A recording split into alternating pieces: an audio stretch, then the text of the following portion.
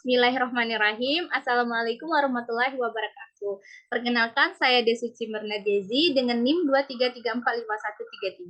Di sini saya akan menjelaskan tentang topik 3, demonstrasi kontekstual pemahaman tentang peserta didik, bagian mengulas asesmen di kelas. Dengan mata pelajaran ilmu pengetahuan sosial di kelas 9A.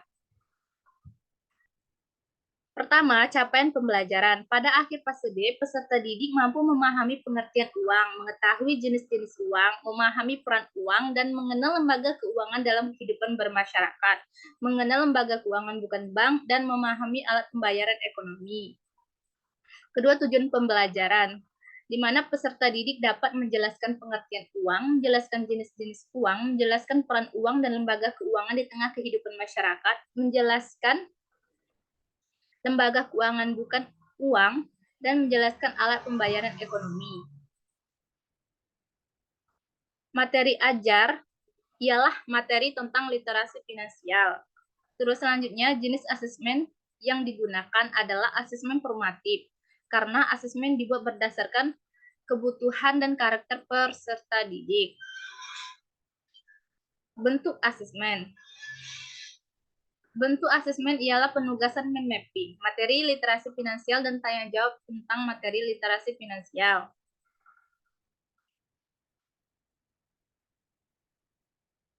Pertanyaan berikut, bagaimana dalam asesmen tersebut yang menunjukkan kesesuaian dengan tahapan perkembangan peserta didik? Jelaskan.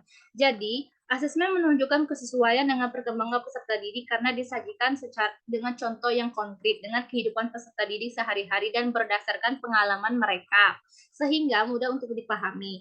Pada asesmen formatif menggunakan pertanyaan pemantik yang disesuaikan untuk mengetahui kemampuan peserta didik, apa yang telah disampaikan, dan untuk meningkatkan kemampuan peserta didik.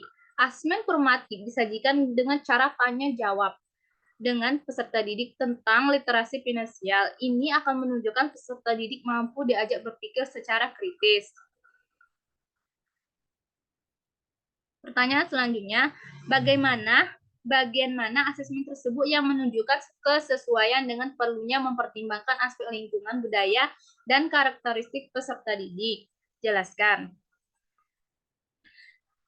Bagian dari asesmen yang menunjukkan kesesuaian dengan perlunya mempertimbangkan aspek lingkungan, budaya, dan karakteristik peserta didik ialah asesmen banyak memberikan contoh-contoh di kehidupan sehari-hari, sehingga sesuai dengan tujuan pembelajaran, yakni menjelaskan peran uang dan lembaga keuangan di tengah kehidupan masyarakat.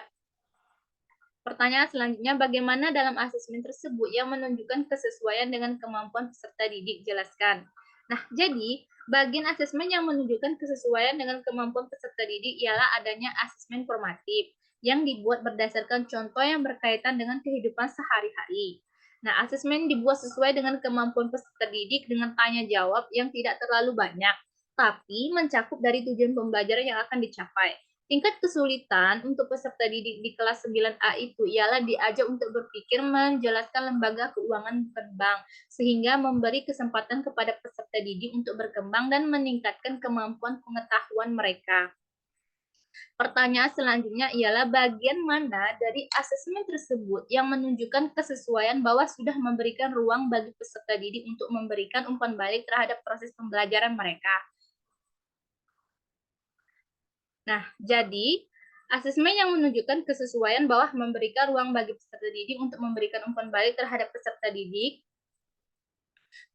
terhadap peserta pembelajaran ialah pada asesmen formatif yang mencakup penugasan peserta didik yang mampu membuat mind mapping materi literasi finansial dengan penjelasan yang singkat. Di sini, guru dapat mengamati peserta didik dengan rubrik pengamatan selama proses pembelajaran. Asesmen formatif memberikan kesempatan bagi peserta didik untuk berpartisipasi aktif dalam pembelajaran. Contohnya, rubrik yang menunjukkan peserta didik untuk berinisiatif dan mengerjakan tugas secara mandiri dan bernalar kritis. Selanjutnya, pertanyaan selanjutnya, jika Anda menjadi guru di kelas tersebut, hal apa yang ingin Anda tingkatkan untuk lebih memaksimalkan efektivitas asesmen dengan memperhatikan tahapan perkembangan peserta didik, lingkungan, budaya, dan karakter peserta didik, serta kemampuan peserta didik? Tuliskan pendapatmu secara lengkap. Baiklah, di sini saya akan menjawab. Jika saya menjadi guru di kelas, saya akan mencoba berbagai pendekatan pembelajaran yang sesuai dengan beragam tingkat perkembangan peserta didik di kelas saya, yakni di kelas 9A. Misalnya, menyediakan bahan ajar yang berbeda untuk mereka lebih cepat memahami ilmu pengetahuan sosial yang memerlukan bantuan tambahan. Saya akan memastikan pembelajaran dilakukan sesuai pengalaman budaya peserta didik. Hal ini bertujuan agar lebih mudah dipahami dan relevan dengan kebutuhan peserta didik. Saya akan merancang tugas yang mendidik dengan gaya pembelajaran yang berbeda, yang mencakup berbagai tingkat kesulitan. Hal ini tentu akan memungkinkan setiap peserta didik untuk menguji kemampuan mereka. Saya juga akan mengintegrasikan asesmen formatif dalam pembelajaran sehari-hari, termasuk memberikan umpan balik yang teratur kepada peserta didik untuk membantu memahami kemajuan mereka dan mendeteksi bagian mana mereka butuhkan tambahan. Asesmen formatif ini akan memungkinkan peserta didik untuk berpartisipasi dalam proses pemantauan dan penilaian terhadap diri sendiri. Saya juga akan melibatkan orang tua peserta didik untuk berkolaborasi agar bisa memantau perkembangan pembelajaran peserta didik di rumah, memberikan tambahan belajar bagi peserta didik yang membutuhkan, dan melakukan evaluasi secara bersama dengan peserta didik. Baiklah, itu saja penjelasan dari saya. Terima kasih. Wassalamualaikum warahmatullahi wabarakatuh.